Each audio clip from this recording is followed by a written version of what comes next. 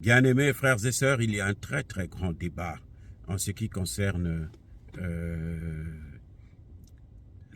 l'argent, les 1,2 milliard que la CEDEAO offre aux 3 pays du Sahel pour lutter contre le terrorisme.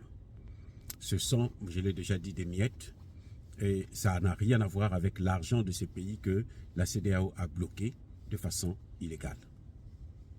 Mais maintenant, venons-en au montant. C'est combien que la CEDEAO propose? 1,2 milliard. Je vous ai déjà dit que l'opération Barkhane et la mission des Nations Unies de la MINUSMA au Mali, c'était 1 milliard de francs CFA par jour.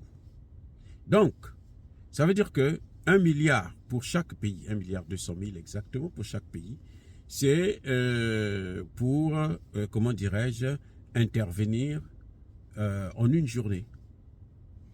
Une journée d'intervention et c'est fini. Et donc là, c'est vraiment se moquer des gens. Là où on sait, l'Allemagne vient d'offrir au Burkina Faso près du matériel pour le génie civil ou militaire, construire les routes, travailler, débarrasser les tracteurs et autres, d'une valeur de 16 milliards 500 millions de francs CFA. Ça, c'est un don que l'Allemagne donne au Burkina Faso. Mais vous savez pourquoi? Pour flatter le Burkina Faso. Parce que maintenant, ils ont compris que ces gens sont sérieux. Quand vous êtes sérieux, les gens vous respectent. Mais quand vous n'êtes pas sérieux, les gens ne vous respectent pas.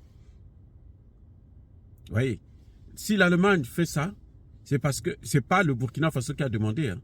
Le Burkina Faso n'a rien demandé. Ne demande rien d'ailleurs à l'Europe. Le Burkina Faso est en train de travailler de façon autonome, avec des fonds propres, avec l'argent des Burkinabés. Et c'est ça.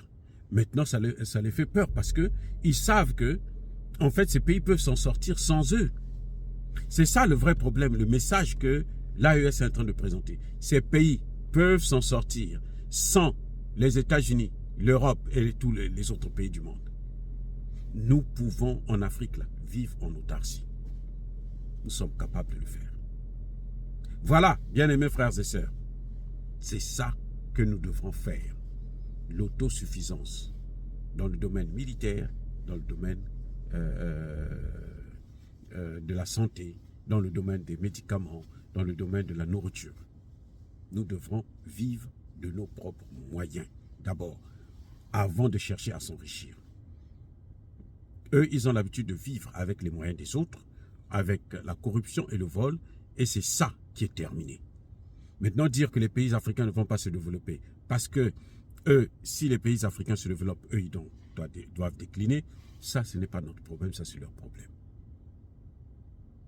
Mais nos chefs d'État doivent se faire respecter. À bon entendeur, salut.